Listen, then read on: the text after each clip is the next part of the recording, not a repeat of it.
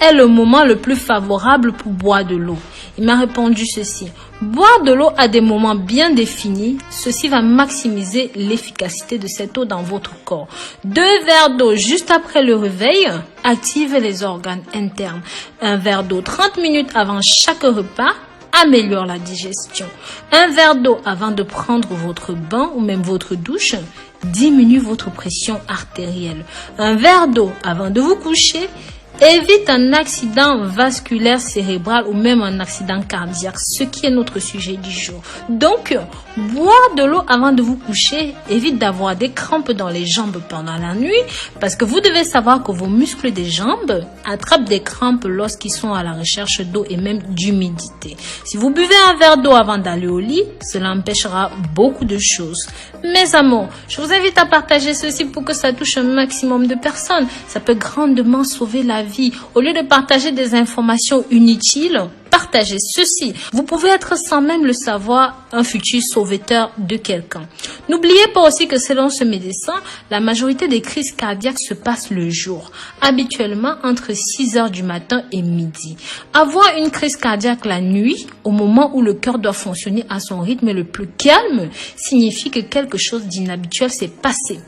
Des études faites par des professionnels de la santé dans ce domaine ont démontré que l'apnée du sommeil, le ronflement sont aussi à blâmer dans ce contexte-là. Si vous prenez une aspirine tous les jours, le mieux est de prendre cela le soir parce que l'aspirine a une durée de vie de 24 heures. Donc, si la plupart des crises cardiaques se produisent dans les premières heures de la matinée, l'aspirine serait plus concentrée dans votre système circulatoire et pourront grandement vous aider, et ceci même à votre insu. Vous devriez toujours avoir de l'aspirine à vos côtés, à côté de votre lit, votre table de chevet, tout ça. Ceci pour la simple raison que si par hasard, et que je ne vous le souhaite pas, vous êtes victime d'une attaque, il suffira alors simplement de dissoudre immédiatement 2 aspirines dans la bouche et d'avaler avec un petit peu d'eau.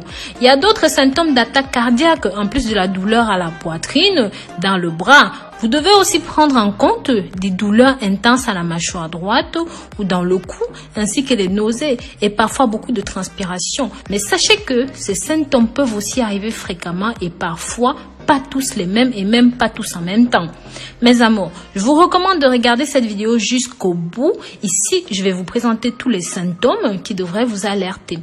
La plupart des gens, environ 60% des personnes qui ont eu une crise cardiaque pendant le sommeil, ils ne se sont pas réveillés. Cependant, si cela se produit avec une douleur dans la poitrine, cela peut vous réveiller et même si vous dormiez dans un sommeil profond, cela peut arriver. N'hésitez donc pas à appeler un voisin ou un membre de la famille qui est à proximité. Prévenez aussi les secours pour savoir quelle est la procédure à suivre. Ensuite, ayez le réflexe d'ouvrir la porte d'entrée de votre maison et de vous asseoir sur une chaise près de la porte d'entrée pour respirer le maximum d'air frais. Puis, attendez qu'ils viennent à votre aide. Mais s'il vous plaît, ne vous allongez pas, ça pourrait causer votre perte, d'accord? Partagez ceci, mes amours. Partagez pour que ça touche un maximum de personnes. C'est simplement susceptible de sauver des vies. Maintenant, je vais vous donner quelques conseils pour diminuer les risques d'attaque. Vous pouvez réduire vos risques de subir une crise cardiaque ou même encore une attaque cérébrale en étant actif, en faisant de l'exercice tous les jours. Par exemple, une promenade de 30 minutes quotidiennes peuvent aider à diminuer les risques.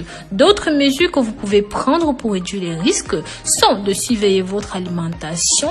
Combien est-ce que vous mangez? Cela peut aider à réduire et à surveiller votre poids. Si vous êtes obèse, si vous êtes en surpoids, il ne faut pas fumer des cigarettes. Vous devez chasser cette mauvaise habitude. Si vous n'y arrivez pas, parlez-en à votre médecin pour qu'il puisse vous faire prendre en charge. Pareil, en cas de cholestérol, contrôlez correctement votre glycémie. Cela peut diminuer les risques d'avoir des crises cardiaques. Sachez aussi que certains médicaments pour le diabète peuvent travailler mieux que d'autres pour réduire les risques de crise cardiaque. Et soyez très alerte aux médicaments que vous prenez. Donc voilà, j'espère ici que j'ai pu vous apporter quelque chose. Mes amours, n'hésitez pas dans les commentaires à partager vos expériences. S'il vous plaît, dites-moi d'où vous venez, votre nom, et n'hésitez pas à partager vos expériences de crise cardiaque avec nous. Prenez grand soin de vous d'ici là et sachez que je vous porte dans mon cœur. Bisous, bisous.